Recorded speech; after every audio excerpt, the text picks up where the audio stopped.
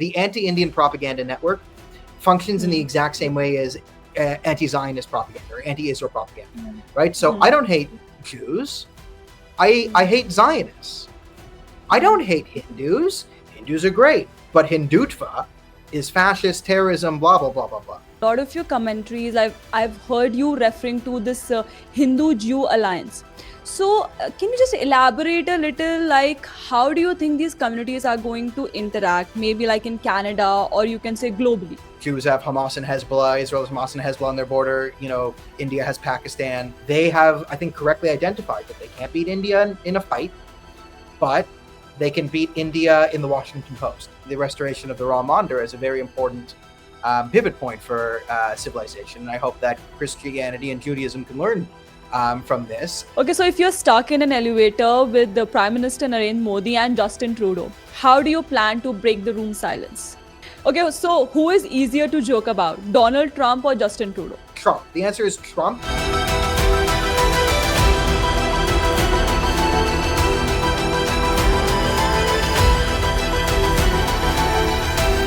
So hello and welcome, I am Shreya and you're watching The Pamphlet. So today we have Daniel Bordman with us, who's based out of Canada, but currently he's in India right now. So he's a political commentator, a journalist, and a stand-up comedian as well. So of course, we might expect some sharp analysis of questions here and answers with an even sharper wit. Welcome to our channel, Daniel. So just starting on a lighter note here, how has your trip to India been? Like I saw you visit Ram Temple in Ayodhya. How was the experience? It was really nice. It was someplace I always wanted to go. I tried to go last time, but things were too swamped in January. So yeah, it was nice. I've seen some friends, and yeah, it was a good start to the trip. Yeah, really beautiful temple, and I was surprised by how much construction is still going on because it's maybe like 10% of the way there. So that was interesting to see. And also, I was just reading your tweets and also I got to know that you know so much about like the history of Ram Temple. Like you even wrote about how it was under threat in the past by the Islamists and all, and you were also comparing it. So I wanted to ask you on the similar note, like how do you compare this Hindus returning to Ram Mandir with that of like Christians praying at the Hagia Sophia or even the Jews at the Temple Mount? Yeah, so I see these things as all linked and of the same persuasion. And for a long time, the classical analysis on this has been to capitulate and not to cause problems. But the further you capitulate, the more problems you cause. And this is evidently clear in the Temple Mount. And so the Temple Mount, for those who don't know, is the holiest site in Jerusalem. It's the site of the first and second temple, which were built by King Solomon. And it was knocked down first by the Babylonians, then rebuilt, then knocked down by the Romans. And then when the Islamic conquest of Jerusalem happened, they built a mosque on top of it. And currently in Israel, Jerusalem, Israel, Jews are not allowed to pray on the Temple Mount. The Islamic Wafd of Jordan has control over the Temple Mount. This goes back to the British dealings with the Hashemites to invent a holy site to make them happy because they lost Saudi Arabia to the Saudi family and all that type of shenanigans. But you go into the history, and so when Israel takes back the Temple Mount in Jerusalem and liberates Jerusalem in 1967, they had a chance to take the temple, and there was actually tons of Palestinian Arabs fleeing towards Jordan. And after they won the war, Dayan Mashadan and the Labour Party sent out a call to the Arabs and said, no, we're not going to kick you off your land. We're going to do this. We're going to make sure they said, okay, temple right, Al-Aqsa is going to be protected and we'll let you still administer. And they tried to sort of calm tensions down. And in doing so, they helped create multiple different terrorist groups based off of the threat of annexation of Al-Aqsa. So even when the Israelis gave them full access to it and full rights to administer it and treat it in their own way, they use that to further call for jihad and violence. And you see right now, right? The Israelis gave them Al-Aqsa and there's no need to take it. But all the top terrorist organizations have an Al-Aqsa Martyrs Brigade type thing, right? That's Hamas's like chief unit. PIJ has an Al-Aqsa Brigade. Many different, terrorist factions have Al-Aqsa Brigade to protect Al-Aqsa or take it back from the Jews who gave it to the Islamic Wafd. So the truth doesn't matter here. And in every historical background, what Ayodhya proves, right? It was the same rhetoric from the same types of people around the Ram Mandir and Ayodhya. If you do this, then there's going to be widespread. You're going to alienate people. People will riot. People do that. But actually, when you assert your religious history and identity, strongly, radicals respect that, right? So they respect strength more than weakness. So there is no negotiating with people who don't believe in negotiation. So that's a fundamental flaw in a lot of Western thinking, and among other, it's particular to Westerners, but that tends to infect a lot of people. And I see the Ram Mandir as sort of proof of what a lot of people have been saying is capitulation to extremists breeds more extremism. Again, this isn't an affront to anyone. Like, this is just rebuilding a temple dedicated to Ram in India, the place where Ram was born, right? This is not crazy by any means. This is very, very reasonable, religiously sound, judicially sound, historically sound. And in doing so, relations have improved. There are no Islamic riots trying to take down Ayodhya and affront it to all this different stuff. That never happened. In fact, there might have been a bit of an uproar, mostly from foreign actors in Pakistan and Qatar for about a week, but then that died down because that's mostly on Twitter and TikTok and all that stuff. So that's why I see the restoration of the Ram Mandir as a very important pivot point for civilization. And I hope that Christianity and Judaism can learn from this. And the more you enable the Muslim Brotherhood affiliated government of Turkey to declare a global war on Christianity at the Hagia Sophia and convert it into a mosque, the more war on Christianity there's going to be. If you deter them from taking over your religious sites and declaring war there will be less global war on Christianity and Judaism on the Temple Mount. So that's why I find the history of Ram Mandir and the current history fascinating and important. But you're also you are a Jewish yourself, and in a lot of your commentaries, I've heard you referring to this Hindu-Jew alliance. So can you just elaborate a little, how do you think these communities are going to interact? Maybe in Canada, or you can say globally. Yeah, I mean, listen, nothing's perfectly, and there is no real alliance of anything, and it's sometimes it's a tongue-in-cheek term, but there is a lot of natural synergy that happens between Jews and Hindus, where Jews and Hindus, it's easy to get along in the West. For one, Jews don't proselytize. So Jews do not try and convert anyone. It's not a religious principle, and we're actually kind of against that. If you want to become a Jew, you can apply yourself, but we're not supposed to force you into anything. So the fear of, the sort of, the Abrahamic faiths are going to convert us, and that sort of tension that existed with the other Abrahamic faiths isn't there with the Jewish community, right? So that's a key religious obstacle there. On a more, practical note, religions have different customs, and the Hindu proclivity to vegetarianism and Jewish kosher laws on food synergize nicely, because if you just have an event and you have some Indian food, the Indians can cook pretty good vegetarian food, and that gets you around the sort of slaughter laws of crazy kosher stuff. And you can get Jews and Hindus into a room kind of easier to snack on things, which is a very important part about social organizing, is what type of food you're providing. And it's not an underestimated thing. So that synergizes as well. And then there's, of course, the shared enemies. You have Islamists don't like us. I mean, Jews have Hamas and Hezbollah. Israel has Hamas and Hezbollah on their border. India has Pakistan. Very similar type situations with the ideological terrorism that they face. So the enemies, and not just these radical Islamists, you also have radical communists and far-right neo-Nazis. Also, it's the holy trinity of anti-Semitism, right, where Jews get it from all different sides. It also applies to Hindus on the same metrics, right? And so you have that synergy where, again, if you look in the West, any radical left-wing organization, Soros-funded, is, Modi and Amrit Shah riding around in a car, snatching up Sikhs or Dalits or Muslims or whatever group we're trying to wedge now and just throwing them in a pit or whatever.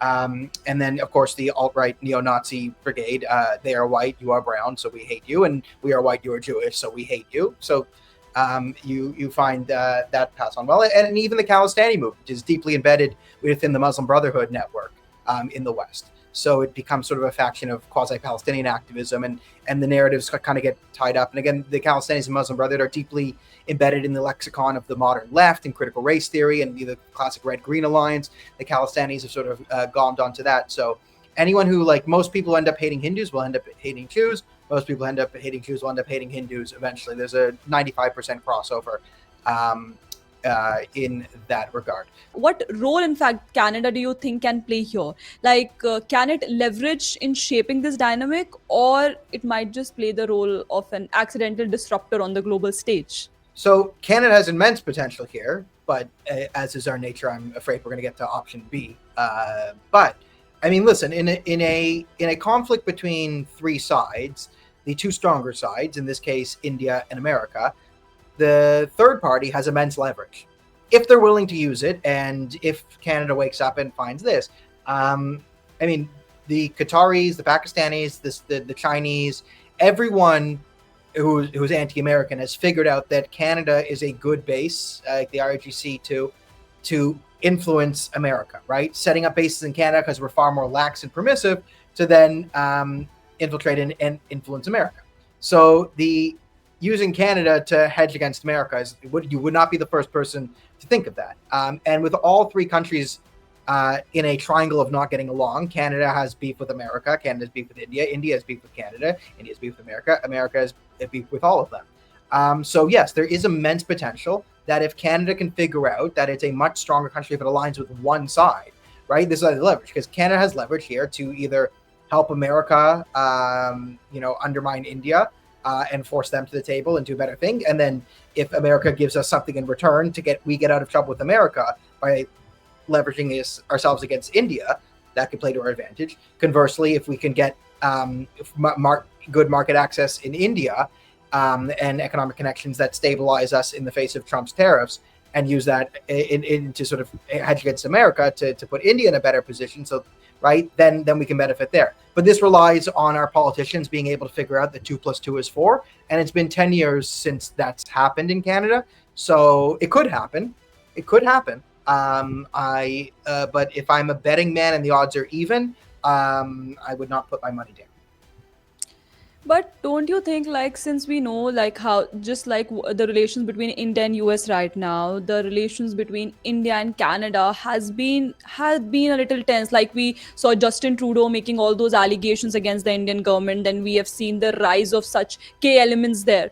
And even lately, we saw this firing in Canada on Indian comedy star Kapil Sharma's cafe there. So don't you think all these things are gonna affect, like, what is all this happening there? Yeah, I mean, so Canada, the fight between Canada and India is the perfect example of sort of hostile foreign powers and influence, and how that can hijack an ideological left-wing party like someone like Justin Trudeau and cause great damage to India, right? You have Jagmeet Singh, a hardcore Khalistani, and he managed to gain some leverage in the system. And then you had other Khalistanis sort of within the Liberal government, and then it sort of hit this boiling point, this critical mass point, where then the Canadian state was weaponized against India for multiple different reasons. And again, China was part of that back there as well. So this I think should be of deep concern for the Indian government, because there's not, I mean, yes, Canada's not the only Western country that's getting a bit silly these days. How many Jagmeets are being created in New Zealand? How many are being created in Australia? How many are being created in the UK? How many are being incubated in California right now? Right, there's a lot of future Jagmeets coming down the pipeline, and what is there to be done there? So this is again, this is why I highlight one of the weaknesses of India's non-alignment is the sort of isolationist and we don't need anyone attitude. Makes, I think, disincentivizes people or provides an excuse not to compete in the global influence arena, right? And like influence, just like energy, is a matter of national security and geopolitics and economy as well. And all different countries vie for influence and power, and you always want to influence above your weight. And how can you gain influence? And right, because all different types of power benefit the state in some different way. And I think this is probably the most neglected aspect of Indian statecraft is global influence. And that's fine if you're the Philippines, because the Philippines has no real enemy. It's fine if you're Iceland. Iceland doesn't even have an army. But the problem with India's non-alignment and not wanting friends and allies is you have an enemy. You have a very strident enemy, and probably more than one, right? You have one dyed-in-the-wool, hardcore, 1,000-year jihad, we're never going to stop until you're all dead enemy in Pakistan. And they have, I think, correctly identified that they can't beat India in a fight, but they can beat India in the Washington Post. So that's where they're going to launch their attacks from. And how is the Indian state going to adjust to that? How are the Indian people going to deal with that? That remains to be seen. And definitely those, like, again, the wedge that's coming between India and the US, you don't think the Pakistanis are going to figure out how to do the best they can to do that? They're going to try. And I don't think the Chinese are going to stop them. I think the Chinese will actually help them, because the wedging in all of this benefits China. All of this benefits China. Here's my prediction for how successful was the SCO summit for India, and how good did Modi do with China. Mm-hmm. It is going to be determined in the next few months in the Himalayas. If you're paying attention, I think I've talked to Indian army people, they know a real military concern is water and the rivers in Tibet and China's control of resources, and also their militarization of the Himalayas and how they can connect them more strongly into Pakistan and all that. And the Chinese are militarizing civilian infrastructure. Of course, it's not military. The Chinese would never need a military. They've never fight. They don't fight wars. They're the greatest people ever.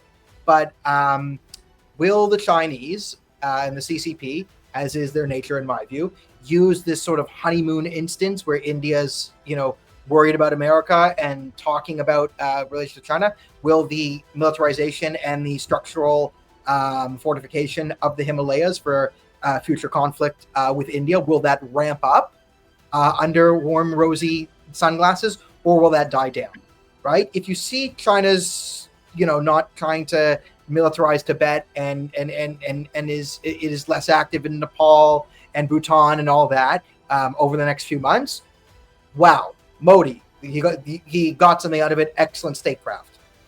If China ramps up their militarization of the Himalayas, it means they think they have you fooled, and they're planning to ensnare you in a trap, because the Chinese want to be the regional hegemon at the very least. The Chinese have no interest in being equals with India. I don't think I'm telling you anything you don't know, and the Chinese do not want to be your equal. So if that's my litmus test for how well did China and India relations cool in this period with the US. You'll see in Nepal, in Tibet, in Bhutan, all over the Himalayas. Look at the Himalayas, see what the Chinese do there, and if it's increased militarization, you got a problem. If it's decreased, you might have a solution. But since you're talking so much about non-alignment and all as well, so what I personally feel, don't you think, after the incoming of Prime Minister Modi, he has made friends in all the countries, but he's always made sure to keep his country above that friendship. We have good diplomatic relations with even America, Canada, and everything is there. We know we have, but since there are so many tensions that's been happening lately, but Prime Minister Modi has made sure to keep that, that pride of his nation above those attacks that we are receiving. You even gave the example of this summit. Yeah, so I would say this, Modi's made connections, but these are, I wouldn't call these deep friendships and alliances, because alliances go a bit deeper. And they, again, yes, he's improved a lot of relations, and these are more like acquaintances and short-term. And again, these are very transactional. He's found a way to sort of, again, when there's two ways to enrich your country since time immemorial. There's raiding and trading. And Modi is a fan of the trading aspect. And I think historically countries that and nations and empires that are proficient at trading tend to last longer and be more stable than the nations based off of the raiding. So yeah, and this is what I talked about, high agility. Yeah, Modi's maintained the incredibly agile nature of India. But again, like everything, right? In a good video game, when you're building a character, when you put stats into one aspect, it means you don't have high stats into another. So you're sort of trading agility for these sort of like deep concrete relations. Like India doesn't have any sort of concrete long-term relations that you can really rely on, and right, that comes a lot from the non-alignment, and you can understand that in the context of the birth of India in the 1940s and the Cold War. Like you're born into the Cold War and all this stuff. Like it makes sense. And my view on India U.S. relations has been that the U.S. policy towards India and South Asia in general, like this whole region, is still stuck in the Cold War. It has not been updated since the fall of the Soviet Union. Everything changed. Again, my big three: laziness, incompetence, and stupidity. Right? This is primarily laziness and entropy. There's been no need to get this brilliant geopolitical mind in 2003 to figure out how to fix the India thing, because everyone's kind of left it on autopilot.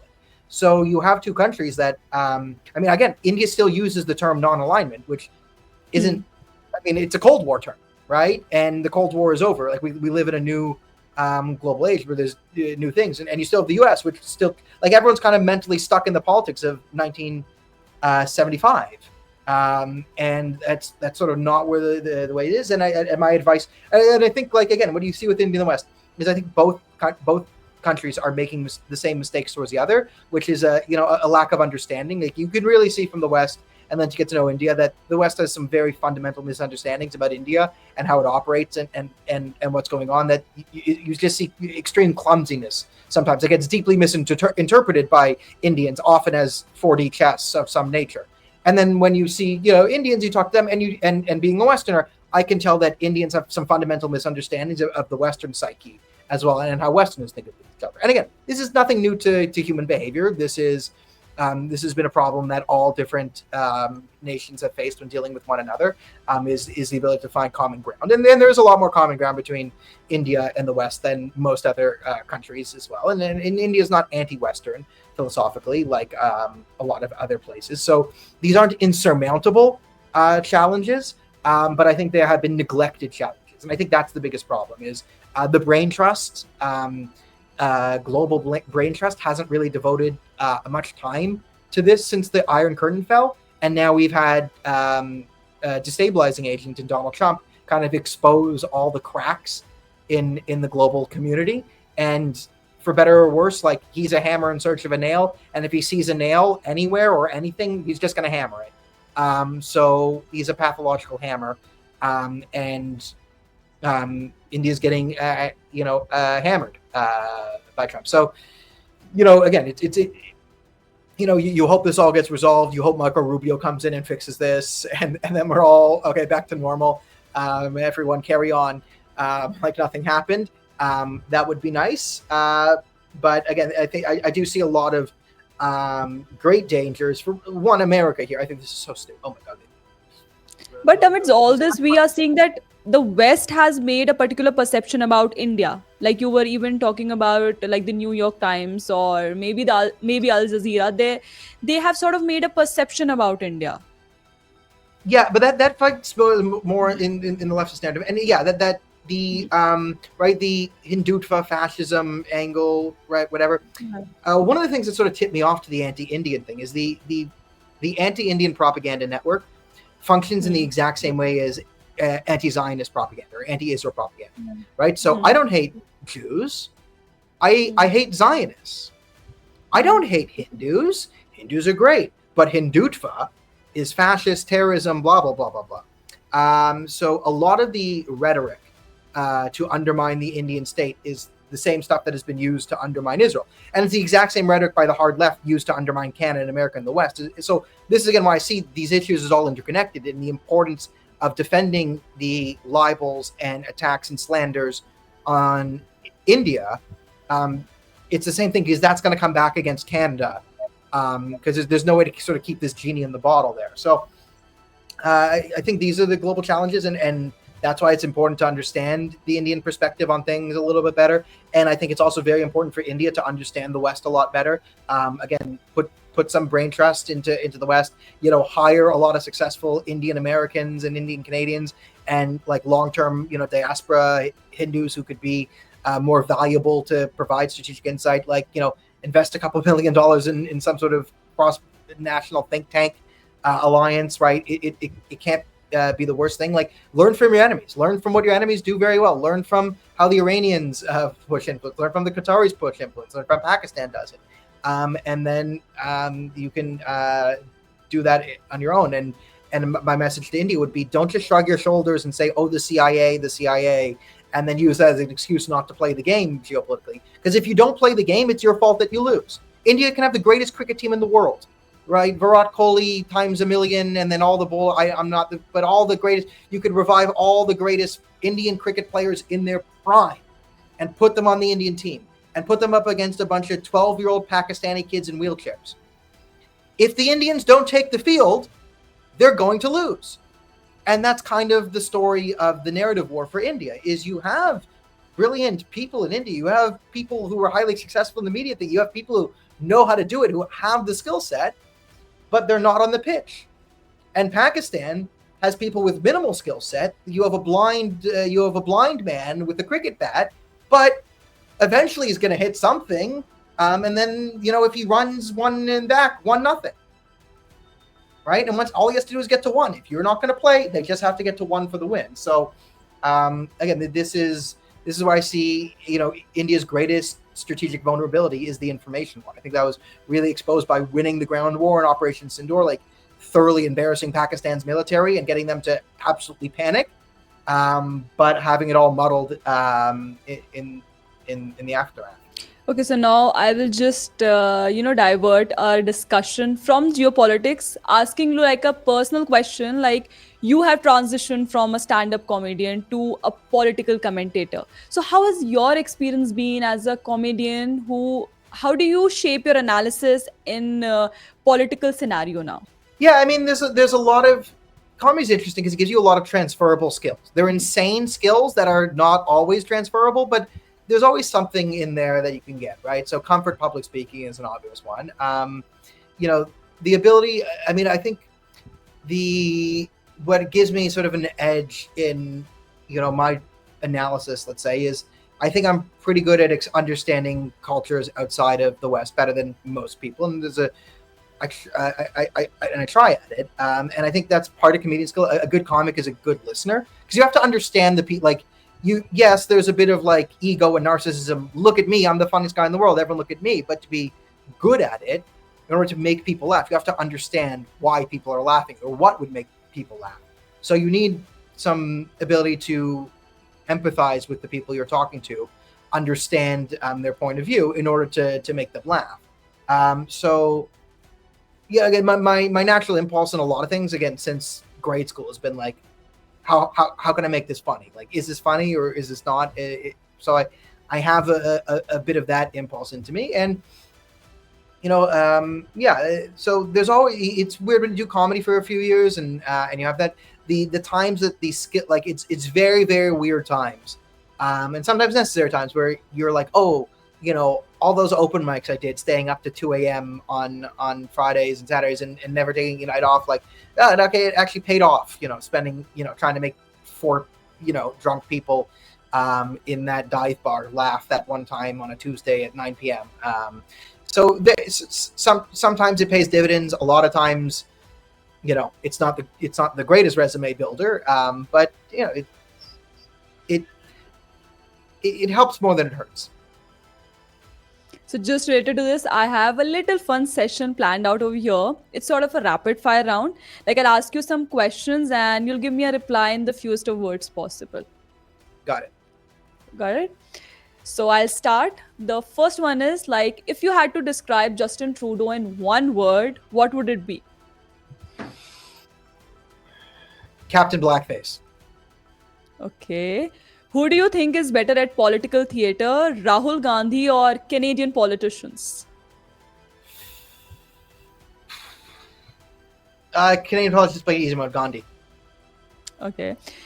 If you had to make a meme template for India-Canada relations, what would it look like? Ooh.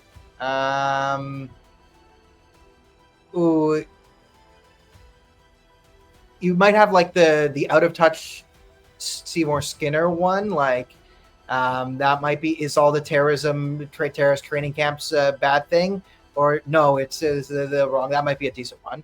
On is terrorism bad or no, the kids are wrong. I think that might be the principal Skinner meme. I'll go with that one. Okay, okay, fine. Next one. One thing you learned about India that surprised you the most on this trip. I wasn't overly surprised by anything, unfortunately. People keep asking me that, and Hmm.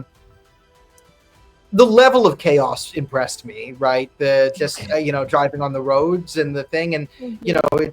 yeah, it's a different type of chaos. It was an interesting, very vibrant, chaotic, like death trap that is the Indian freeway. Okay, okay, fair enough. Which global leader would you roast first if you had 5 minutes on stage? I've done Trudeau, and he's off. He's Okay. off. He's off. Okay, Trudeau's off. Trump, everyone does. Hmm. Um, part of me like okay. You want to know the deep dark secret of my comedian heart? Yes. In India, knowing how Hmm. absolute much of a minefield it is to roast politics and comedy publicly, the answer is Mm-hmm. just Modi. For no reason other than the pure exhilaration and danger of it, and just the like again the part of my brain that just always says do it, do it, do it, do it, do it with no thought or filter, the impulse, right? Because when you're told, like again, when you're told don't talk religion or politics in India, you can't make fun of this. I just want to just go, okay, Jews, Muslims, Christians, Hindus, atheists, Modi, Shah, this, that, Congress. That's all I kind of want to say when doing that. So while I'm sitting in India, the impulse, not for any political disagreement, but Mm-hmm. just for the pure suicidal exhilaration of the thing. That's what the back of my brain says. Um, yeah, but if Okay. Pakistan easy, who if it's a real thing. Oh yeah, Xi Jinping. Yeah, that comedy loser. Yeah, that asshole. Him, because Okay, that's still a okay, bit okay. spicy in India. I take it on the CCP Fine, because fine. that's the right net. A bit I can actually do something and I could actually make fun of him and be fun, and then Mm-hmm. also flirt with danger. So that would be the one. Okay. Okay, so if you're stuck in an elevator with the Prime Minister Narendra Modi and Justin Trudeau, how do you plan to break the room silence? Maybe a fashion comment about if Justin Trudeau wants to steal his outfit, or I thought I saw Trudeau. Hey, or I'd meet Modi. It's like, oh hey, Mr. Trudeau. I could call him Trudeau. Be like, oh wait, the other brown guy, right? Okay. I'd make it. I'd make a joke about probably the fashion accessories of Trudeau circa 2018. Okay, okay. Okay, so who is easier to joke about, Donald Trump or Justin Trudeau? Again, that's purely the audience you're talking to. Both very easy. Trump is harder to Trump. The answer is Trump because Trudeau is easy and does a thing. It'd be so many people do Trump, and there's so much in the ecosystem, and everyone's heard it before, and everyone has a Trump impersonation, a great impression, a better impression than this, right? Everyone can do that. So to actually successfully make fun of Trump, you really have to,